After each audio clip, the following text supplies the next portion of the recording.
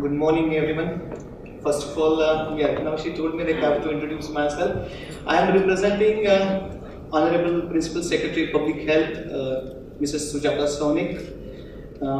I am Vijay Bawiskar. I am doctor, not an IT consultant. Okay, so privileged to be introduced as a doctor. Basically, clinician, pediatrician, and then entered into administration. I've done my MBA also in healthcare and hospital management and all. I am with the public health department for almost last 15 years in various capacities. I'm looking after e-governance program of Maharashtra state, and I'm state nodal officer for quality assurance program, which is basically a brainchild of our Honorable Prime Minister. So I'll just quickly go through my presentation because most of you, when I read, the speakers and the people who are going to attend, I just thought there is, I don't know what I'm going to speak because I'm not a technocrat as far as your IT things are concerned, but I would definitely like to share what Public Health Department, Government of Maharashtra is doing, which is now even recognized at not only national level but at international level too. So I'll just go through quickly. First of all,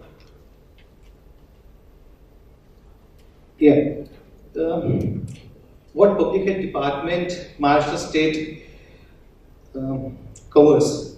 Now, when I was in clinical practice as a pediatrician, I used to feel very proud when I used to save one life of a neonate.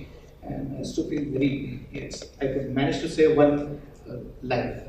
Then, yes, the more the number of patients you see, the more the success you get, the more fame you get, money doesn't matter much, but you feel very proud. When I entered in public health department as a government person, I was a bit, afraid or kind of anxious what I would be able to do in this department. And when I saw the number, like to whom I'm going to cater the services, yes, it's 11.5 crore population I'm going to deal with. Okay, so I was taken aback, like how much I would be useful. But fortunately enough, I was given motivation by what he rightly said, the pioneer of, like what I call him as Pitamaha of Public Health Department, Jayant Kumar Bhantia, who was our additional Chief Secretary then and who became the Chief Secretary of Government of Maharashtra, of course, Kharge sir. Then my present this Principal Secretary Sujata Sonik Madam, our Mission Director Kundan Madam, and of course our Director Satish Pawar sir. All the time they kept on telling me, yes, we can do still better. And now we have almost 10,580 sub-centers. Now there are certain foreign delegates also sitting over here, and I would like to talk about the numbers. Please, you can consider that. Like we are the, I think, second largest in India as far as our network is concerned. Right from say Mumbai to remote village in Gadchiroli, the public health department is catering health services to all. Like basically rural population we are giving services. So we have almost more than 1800 primary health centers, then hundreds of sub-district hospitals, 50 and 100 beds. We have district hospitals at each and every district. We have super specialty hospitals too. So I am dealing with so many hospitals. Okay, so I feel proud. At the end of the day, I feel okay. I'm getting to so many hospitals. I don't know whether anyone in the audience is fortunate enough to cater to so much of so many health institutions at one go. So this e-governance started in public health almost 3-4 years back, and now we are going for M-governance. Now I'm going to basically focus on M-governance practices in Public Health Department, Government of Maharashtra. Now, as we in public health department at government level, we do understand our limitations. Like we know we cannot perform at par with the private sector like yours. We have financial constraints. We have like we don't have much of trained persons, and of course there are different other hurdles also, like red tapeism and now, and the time you spend in getting the approvals at different levels and all. So, but take into consideration all these difficulties, we are determined to go for new technologies. What Gupta sir said, like a doctor has to move with technology, and yes, we have understood it, and we have so many things were revolutionized. There will be like, if I start telling you my experiences, I think I would require more than an hour to share with you, like what government of Maharashtra has done. But I'll just quickly go through it. Yes, we are adopting mobile technologies to support and enhance our performance, and of course, we want better connected community as a whole Maharashtra. And what it means to us when we talk about a government department, you know, we can have innovative service delivery. We can use this governance for reaching to the person in remote where internet is a problem. Of course, we have a mission to reach to the people, those who are digitally less informed. So, with the help of this mobile technology, we are reaching to the remote areas in Gadchiroli also. We are intensifying partnerships, and we are exchanging information with private sector too. And with the help of governance, we are reducing our time. We have got better data exchange, and of course, we have expanded service delivery.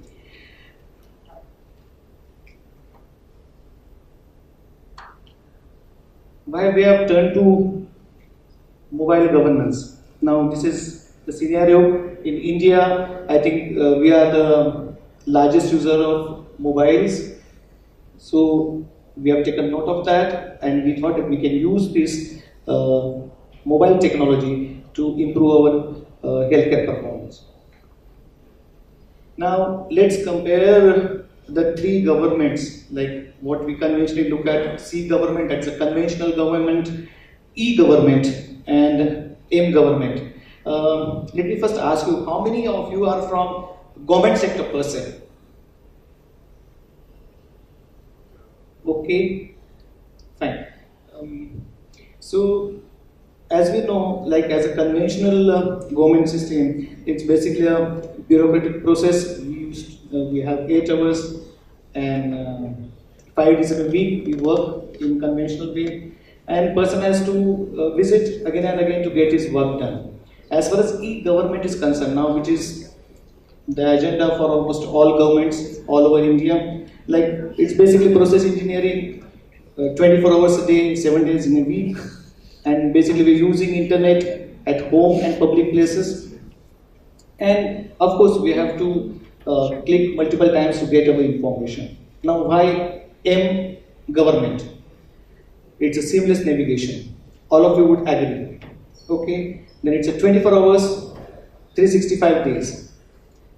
Third, it is available right at the location of customer and physical place. And of course, it's one time, like the person has to go only for one time to get the required information. So these are basically the advantages of M government, and now we are switching over from E to M.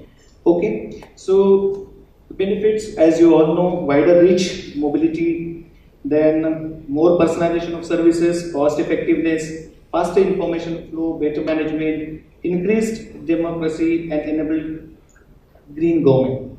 Now, as a government person, I have to look into all these factors, which I think the private sector, which are involved with a lot of financial and say manpower resources, may not be much bothered about. But as a government person, I have to look into all these things as the preliminary factors which can take me to a particular type of governance to a different type of governance, from conventional to E or M.